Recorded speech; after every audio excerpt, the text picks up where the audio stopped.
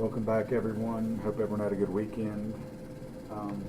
So today, I'll have it posted up on the screen. Sorry. Hold on just a second.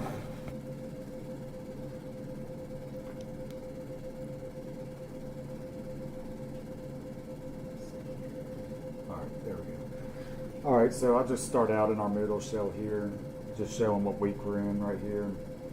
We're going to finish up the slides for chapter 6 today, and then on Wednesday we're going to work through some problems. I'll go ahead and get the homework and the quiz posted today as well, so that'll be available this afternoon.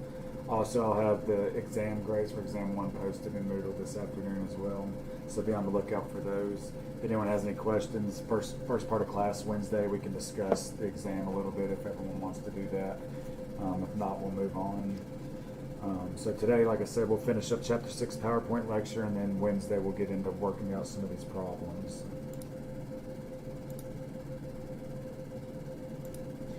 Okay, so with class on Friday, we left off with a collection of an account receivable that had previously been written off, if you recall. So that was where we left off on Friday. So, and that was dealing with the allowance method, right? So we were dealing with the allowance. Yeah. So now what we're going to do is we're going to talk about the direct write-off, because remember, we have two different ways to account for accounts receivable with the uncollectible portion. There's either the direct write-off method, which we're going to get into now, or the allowance method. We just finished talking about the allowance method. That's based upon the income statement, based upon the net credit sales, or based on the accounts receivable of that on the balance sheet. So that's the balance sheet approach, and that's where we use a percentage of the overall balance. We established that. So now let's talk a little bit about the direct write-off method. So under the direct write-off method, they're just going to record bad debts in the period in which they deem the account receivable uncollectible. So not necessarily matching it to the same period in which the sale occurred, which triggered the accounts receivable. Whereas the allowance method does do that. They base it upon the sales in the period or the overall AR balance, as we just talked about. So in this case, the direct write-off method, it's just saying, hey, maybe they had to sell in year 2000, and then in 2002 they determined that the account's uncollectible, so they recognize the bad debt expense in 2002. Well, obviously, that goes against the matching concept or the matching principle of accounting under GAAP. So most times, direct write-off method is not going to be permitted under GAAP. Okay. So like it says here, this is simple to apply. The disadvantages include matching the debts against revenue. So that's one thing. The matching concepts allows earnings management, because the company selects the periods, write-offs, and expense. So therefore, they can kind of control. If they have a lot of earnings that period, they can just kind of just manipulate it and say, well, let's just go ahead and write these accounts off. Because of these reasons, like I said, this method's generally not allowed under GAAP. So why does this matter? Sales and cash flows are essential elements to any company's success, and accounting for accounts receivable involves both of these elements. So interested parties carefully monitor these accounts, because obviously the quicker that companies can collect these accounts receivable, the quicker they're getting the cash from the sales, and obviously that gives them more operating capital to pay off their obligations through their liabilities, or be able to invest capital into new segments or whatever it might be. So that leads us to the receivables turnover ratio right here. So pretty much the receivables turnover ratio is just the average amount of time it takes to collect these accounts receivables that are on the books. We can see here the receivables turnovers ratio is your net credit sales divided by your average net receivables. So once again, the net credit sales, remember, it does not concern with cash sales, right? Because we're getting the cash up front. There's nothing to receive. So only the credit sales over the average net receivables. So this average net receivables, the way we would find that is if we look at comparative balance sheets is the way we would do it. We'll just take the beginning of the period accounts receivable, which would be the previous year's ending balance, and then we take the current year's ending balance, and we just add those together and then divide it by 2, and then that'll give us our average accounts receivable right here. Okay, so that'll give us the receivables turnover, and then the average collection period is just 365, meaning the days in a year, divided by the receivable turnover ratio that we found right here. Okay. And once again, that's just how many days it takes to collect those accounts receivables. Okay, let's talk about how companies account for the financing of accounts receivable. So what do we mean by financing of accounts receivable?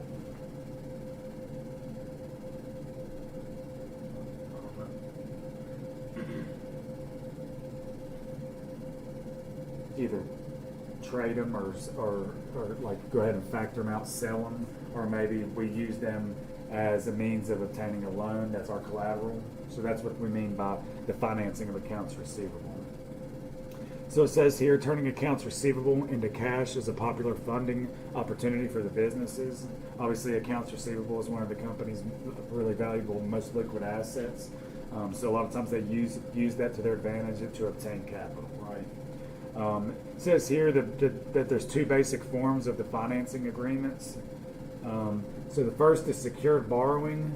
In this case, we're either pledging or assigning the accounts receivable. So in this case, we're actually still holding on to them. We're just pledging them or assigning them and saying, okay, you know what, these are earmarked as collateral for this loan. That's all that's saying. In the other case, we could obviously sell the receivables, and this is known as factoring or securitization, and we'll get into these two as well. The accounting issue revolves around whether the risk and rewards associated with the receivables have been transferred. Okay, so pretty much who controls the risk of it, who controls the overall the outright rights to those receivables. Okay.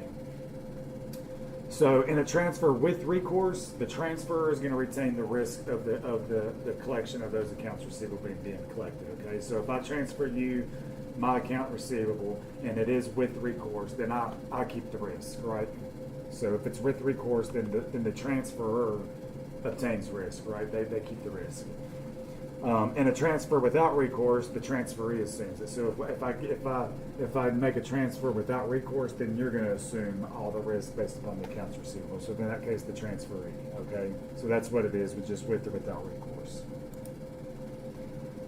This right here just pretty much goes through how you decide whether or not what type of a transaction it actually is. So it says here, does the transfer of receivables meet the conditions for a sale? In this case, it says receivables isolated from the transfer. Transferee has the right to sell, pledge, or exchange the receivables.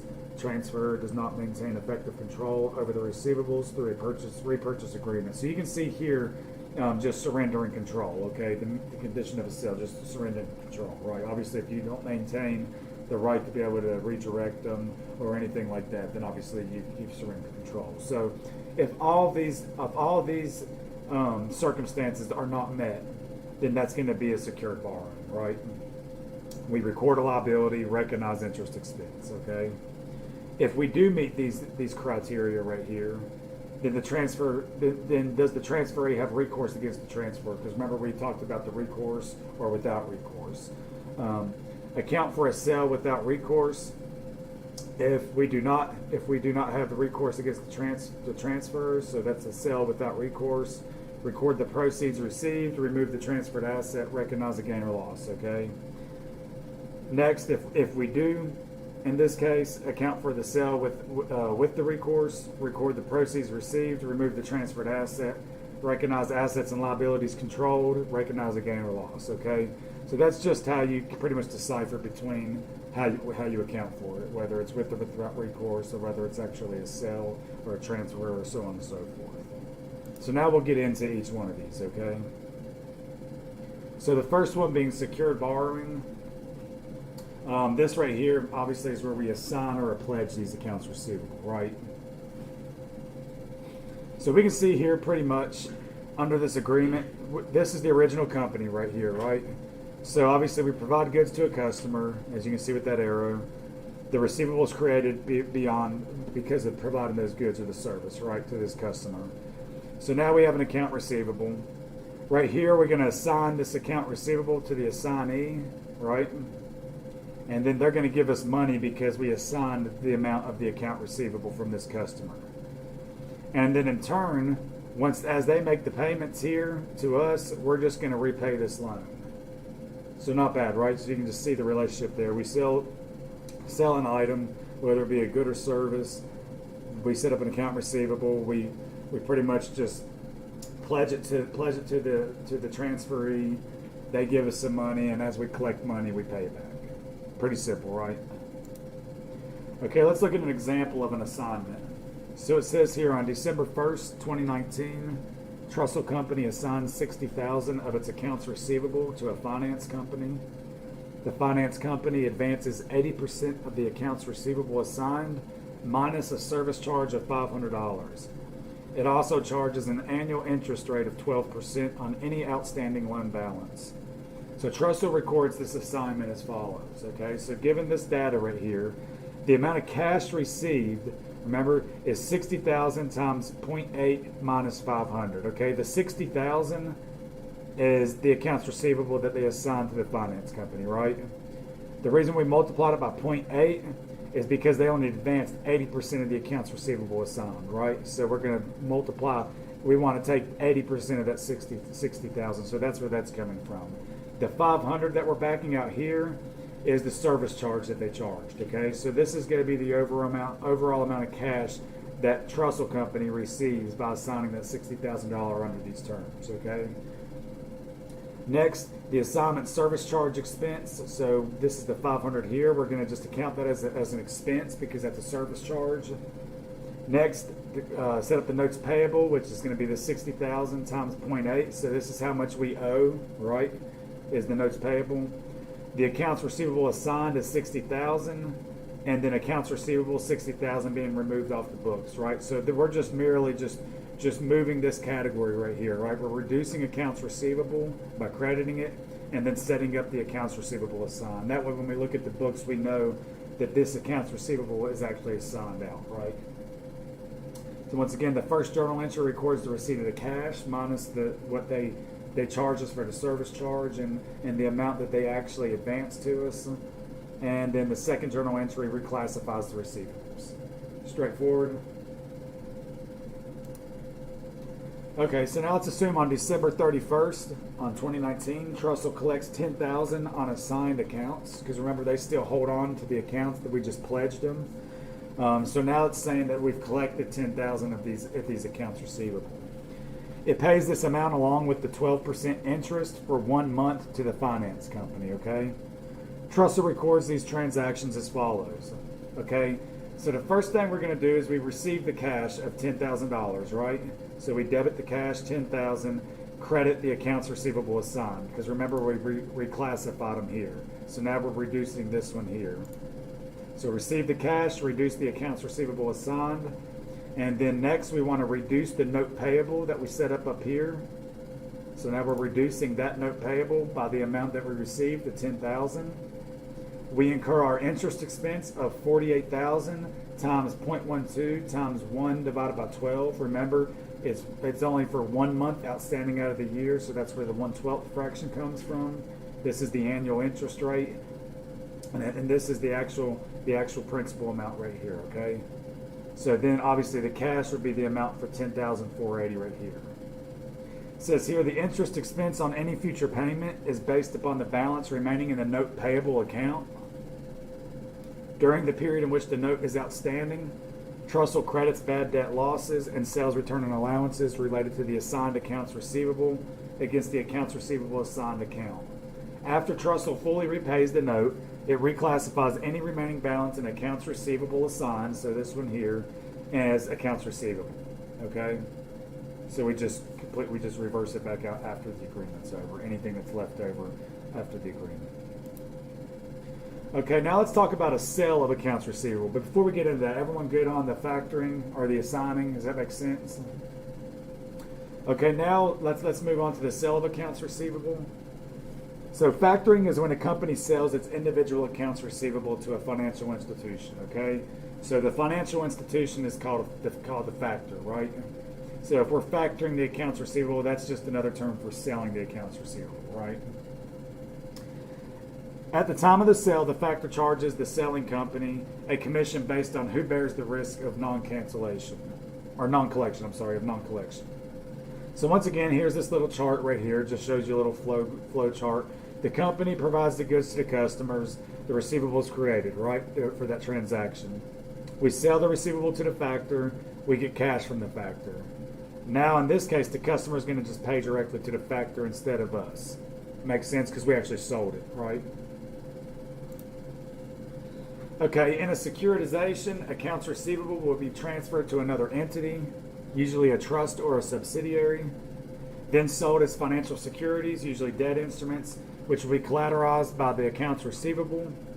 And then investors are going to receive their cash as the accounts receivable are paid, okay? So this one here, the securitization, we just transfer it to the trust or subsidiary. They usually are then sold to financial securities, debt instruments, okay? And then obviously we receive the cash as we sell.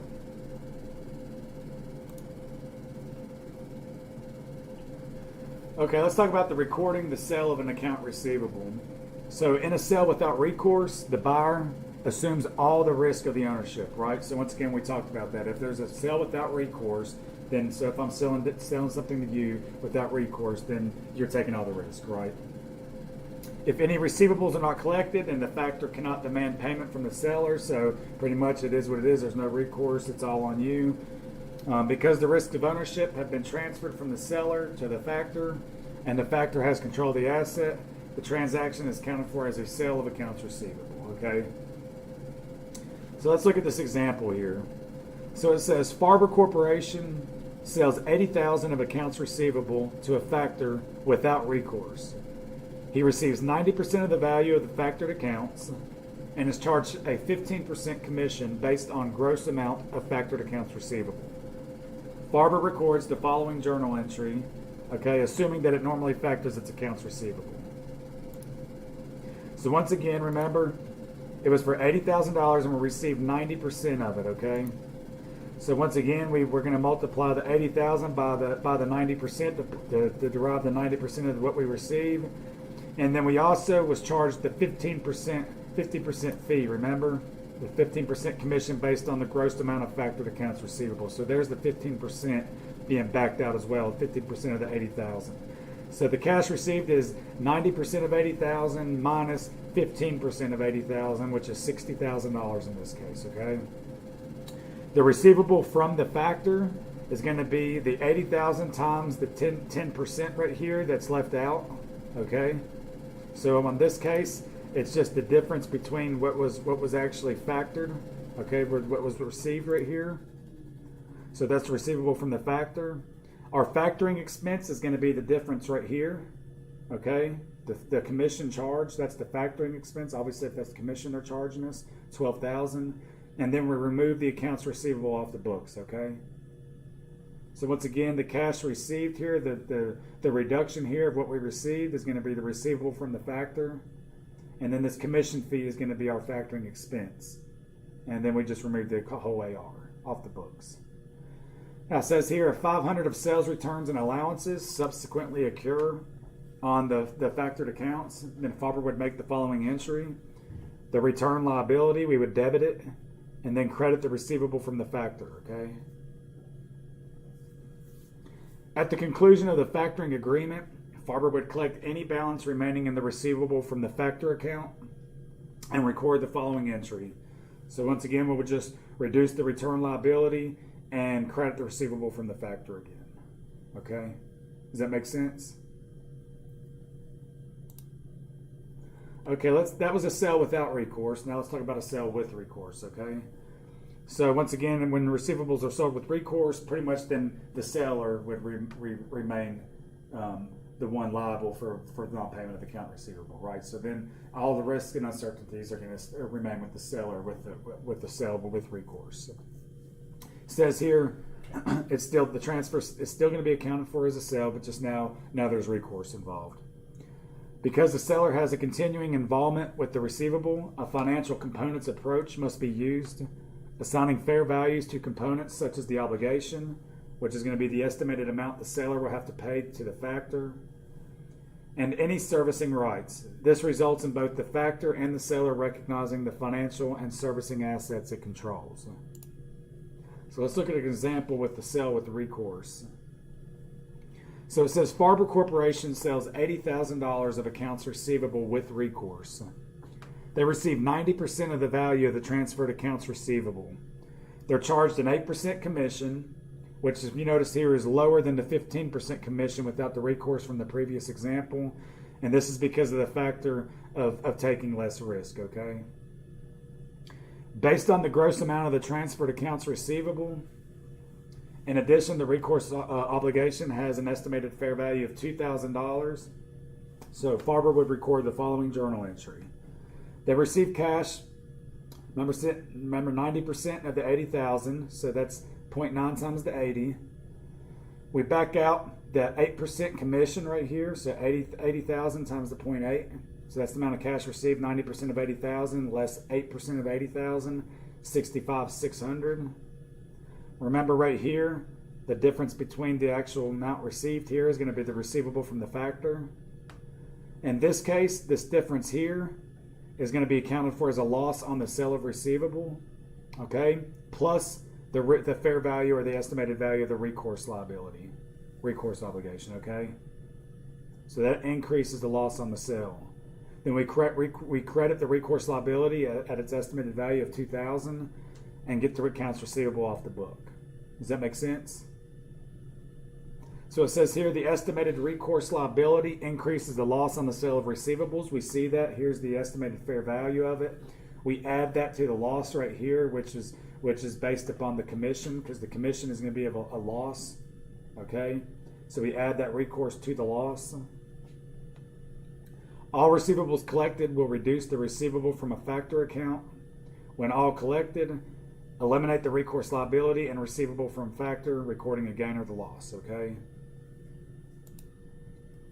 So are we okay with the factoring and the pledging of accounts receivable? It's really not a whole lot going on. It's really just how you account between the two. Really, you just have to take into account the commissions, the amount that they're actually going to factor to you, that they have recognized based upon the overall standing of your accounts receivable. And then we just have to determine whether it's going to just be just a pledge or if it's an actual sale, and if it's with or without recourse, okay? Makes pretty good sense. Okay, next, credit card sales. So obviously a lot of times when we sell items to customers, they're not paying with cash or with check, so they're going to pay with a credit card, right? So we know anytime someone uses a credit card, there's going to be processing fees, right? I'm sure you've heard of that. That when you use a credit card, there's going to be a lot of times places have a minimal amount that you can spend because of those processing fees, because companies can actually lose money if they have a lot of really small number of transactions, like small amounts of transactions, right? Because then the processing fee could be a little higher than what their actual margin is on what they're selling, so they're actually losing money. So it says here, credit card holders establish a line of credit with the credit card company. We know that, which may be used for retail purchases of goods and services. So we know if you have a credit card, you have a line of credit with the credit card company, right? The retailer charges its customers the selling price for goods and services, but is assessed the service charge on credit card sales by the bank or the credit card company as a percentage of the actual sale, right? Percentage of each sale. Okay, when we do this, we have to record, the retailer has to record a fee as an operating expense, okay? So pretty much all we're saying is, well, let's look at this example here and see what we're talking about. So it says Kern Shoes sold $1,500 of merchandise on credit, which was billed to a national credit card company, okay? So we've sold shoes, right? We sold some shoes on credit to a customer, and they paid with a credit card is what they're saying.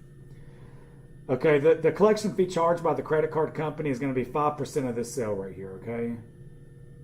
So we would have to make the following journal entry upon sale. Obviously, cash, $1,425 is the amount of cash that the company is going to receive, okay? And the reason why it's less than the $1,500 is because that's only 95% of the $1,500, right? We have to incur a credit card expense, the processing charge of 5% of the actual net sales price. So $75. But we're going to recognize the whole sales revenue, right? This is just the cost of doing business of accepting credit cards. So it's just going to reduce our actual margin, right? Because we have to hit a little bit of a credit card expense. So once again, if we sell something on account, we just have to account for whatever the processing fee is on each sale if it's based with the credit card, right? Pretty simple. So just receive the cash, which is the reduction of whatever the interest or whatever the service charge is, incur the service charge expense, credit your sales revenue. Okay, disclosure of financing agreements of accounts receivable. Remember, we always have these disclosures, which means the notes to the financial statements. So we always have to have a little bit of extra stuff in the notes. So it says here, a company should disclose the existence of the transfer of accounts receivable, parenthetically in the notes, or parenthetically on the face or in the notes of the financial statements. In general, management should provide disclosures that allow financial statement users to understand the following. The transfer's continuing involvement, if any, with the transferred assets. So that would be if there's with recourse or without recourse. The nature of any restrictions on transferred assets that are reported on the balance sheet. How servicing assets and liabilities are reported.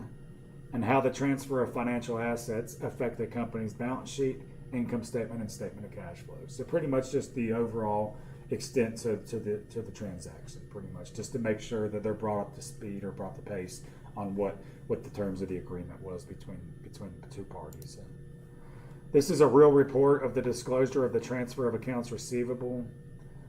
So right here, you can read through this on your own time if you want. It's just pretty much detailing what we just talked about right here. It's just showing it of what an excerpt of what it would really look like on a real financial statements disclosure. Okay, here's some questions right here. It says, does Office Depot transfer its accounts receivable with or without recourse? What does this mean? It says here, Office Depot sells its accounts receivable without recourse. A transfer of receivables without recourse implies that the buyer or the factor assumes all the risk of the ownership. So therefore, any receivables are not collected. The factor cannot demand payment from the seller. Once again, that just reestablishes what with or without recourse is. Why doesn't Office Depot receive 100% of the value of the accounts receivable that are sold? It says here, the reason being the financial institution retains a portion of the receivables as protection against the sales returns and allowances and non-payment of the customer. Okay, so they're just factoring in these risks and uncertainties right there. That's why the financial institution obviously is not going to give 100% based upon whatever the gross amount of the receivables are. Okay, let's talk a little bit about notes receivable real quick. And pretty much it's just going to be a written agreement between two parties, and it's more for the short-term nature, right? So usually within a year, an operating cycle. So like if I give you something on account maybe, and we don't set up like trade receivables, then maybe we just use a note instead. So it's gonna be either one or two types. Okay. We can see here it's either going to be an interest-bearing note or a non-interest-bearing note. Okay. So once again, notes receivable is just something. If I would give you merchandise or give you a loan or something up front, then we would sign an unconditional written agreement between the two with time and interest-bearing with everything. Okay. Now once again, two types: interest-bearing, non-interest-bearing. The first one, let's start with the short-term interest-bearing notes. So right here, pretty much on an interest-bearing note, you'll have the amount borrowed, which is the principal. That's the face value on the note. And it's going to have an attached interest rate, okay, stated at a specific rate. And that rate applies to the face value, okay? This is a lot like bonds, if you recall bonds, how there's a face value on bonds, and then we have the stated interest rate on the face value of the bond. So a lot of that's like this on the notes right here, okay? So once again, interest-bearing notes will have a face value and then a stated interest rate on the face value, which attaches or relates to that face value, right? So an example here, it says on October 1st, Trent Company made a $5,000 credit sale to Janet Company and required the company to sign a $5,000 60-day 12% note. Trent makes the following entry to record the receipt of the interest-bearing note. So on the day of the sale, we're going to take the note receivable. That's going to be our debit for the amount of the sale, the gross amount of $5,000, and then credit sales revenue of $5,000, right? Because now we've received the note in exchange of either an account receivable or the cash, right? So we're issuing a note. Okay, the collection of the principal and interest, and assuming this, we're going to assume a 360-day business year. So if we receive the cash, we'll receive cash of $5,100 upon payment of this note. We'll credit the note receivable of $5,000, which is the original face amount, the note receivable. So that removes the note receivable right there. And then the interest income is going to be the face amount, remember, because this is an interest-bearing note, face amount times the stated interest rate times the 60 days out of the 360 days that it was outstanding. Okay, so it's just the face times the rate times the days. It's a 60-day note, 60 days out of, we're assuming a 360-day business day year. Okay, so there's the interest income from that note. Make sense? So when we receive it, debit the face amount of the note receivable, credit whatever it's pertaining to, in this case sales revenue. When we receive payment, we take the cash for the full amount for the principal plus interest, credit the note receivable for face amount, credit interest income. If the note had extended past the year end, then we have to make a year-end adjustment recognizing the interest receivable and recognizing interest revenue. So we would have just put interest receivable, interest income. We're used to making some adjustment entries at the end of the period in case that we have to account for everything at the year end to see what the accruals are. Okay, now let's talk about the non-interest bearing notes. Usually it has a maturity value, which is the amount to be collected, which includes both principal and interest. That's listed as the face value. So now we're including the maturity value, which is the principal plus interest, right? So that's what a non-interest bearing note is. It's just implicit. The interest is just implicitly stated on the face value, as opposed to just the present value with the interest, with the actual interest rate. Now it's just implicitly stated with the face value and interest included in it. Okay. It says here, GAAP does not require current trade receivables to be recorded at their present value. So many companies record short-term, non-interest bearing trade notes receivable at their maturity value. It says here, conceptually, it's better to record a note receivable at its present value and to recognize interest income as it's earned. So, okay, an example of a non-interest bearing note. It says here on October 1, Trent Company signs a $5,100 note with no stated interest rate, right? So it's non-interest bearing, so there's not going to be an interest rate on it. This note's going to be due on December 1st with a present value of $5,000. So we're using the same numbers that we used from the interest bearing for simplicity here, just for deciphering between the two methods here. Trent makes the following entry to record the receipt of the non-interest bearing note. So now we're going to debit notes receivable for the future amount. Remember, the full $5,100 here. Because now it's the non-interest, remember, because it's implicitly includes the interest plus the face amount.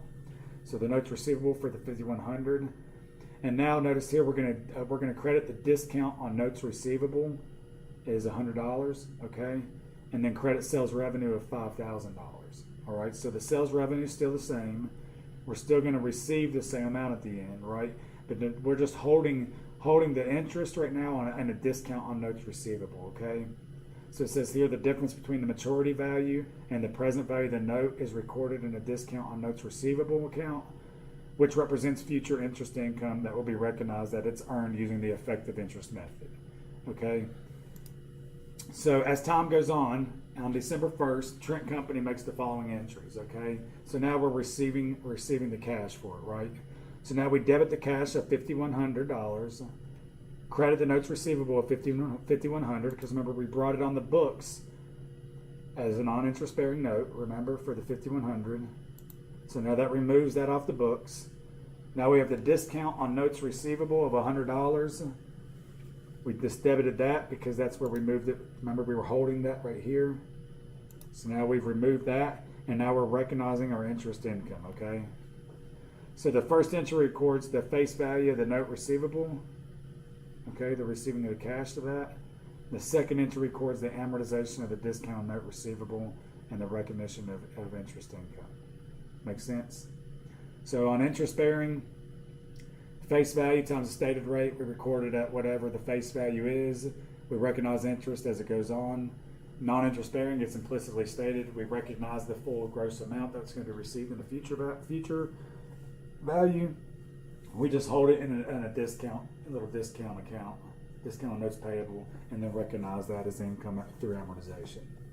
Makes sense?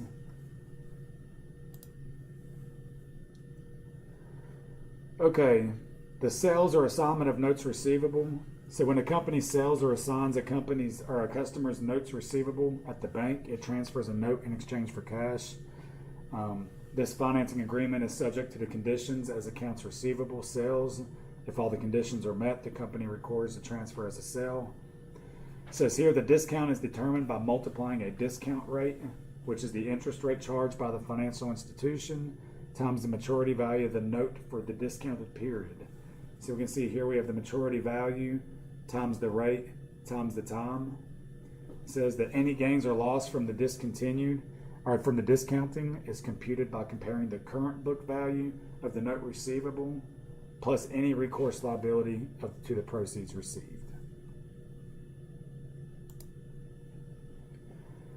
Okay, so a lot of this is like we just did with the sale of an account receivable. So we're just saying here we can also sell a note receivable.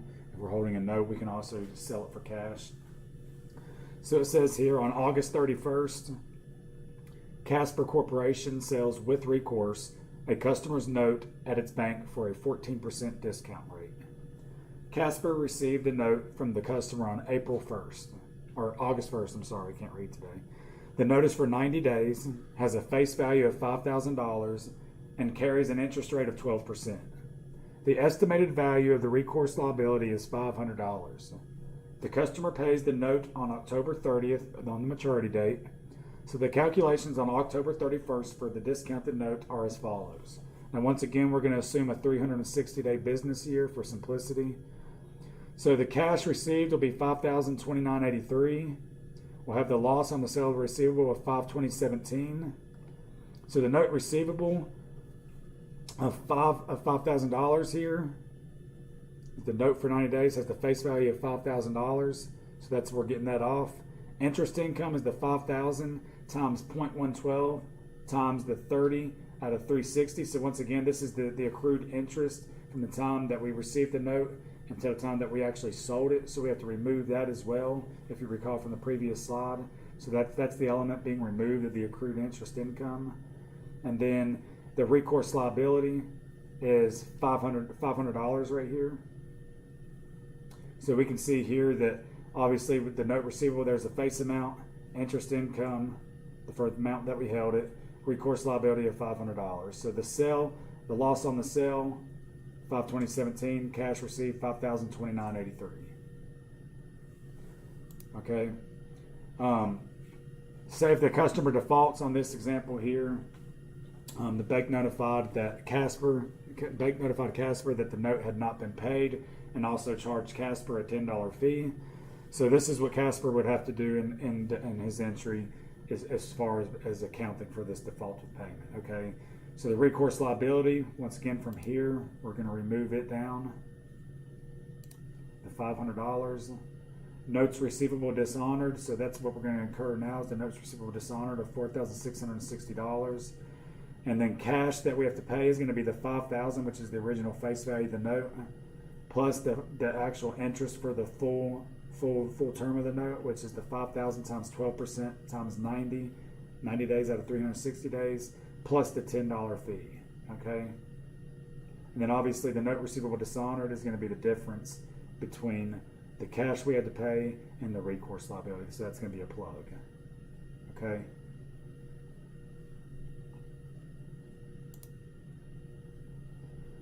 Notes receivable reported at fair value. So GAAP allows us to decipher whether or not we want to report stuff at fair value.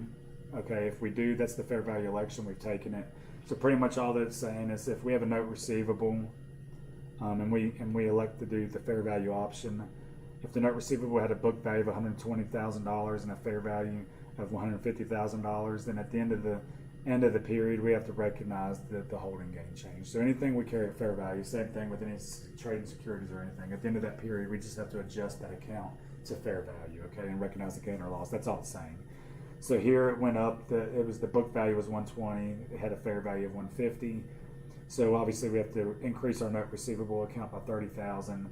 Increase recognize our unrealized holding gain here. Okay. Oops, sorry. So pretty straightforward, right? So fair value option at the end of the period, just market the market. Okay.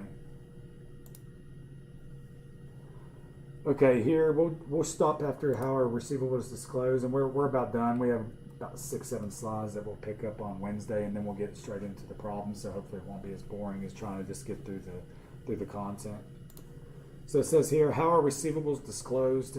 So in order to improve the reporting of a company's risk, liquidity, and financial flexibility, companies are required to disclose the following items. Any accounting policies relating to the receivables that might be helpful to external users. Major categories of receivables, either in the balance sheet or in the notes to the financial statements. Any valuation accounts, for example, allowance for doubtful accounts, as well as the methodology used to estimate these amounts. Any receivables designated as collateral, the fair value of all its financial instruments, either on the balance sheet or in the notes. And then all significant concentrations of credit risk, okay? What would be a concentration of credit risk?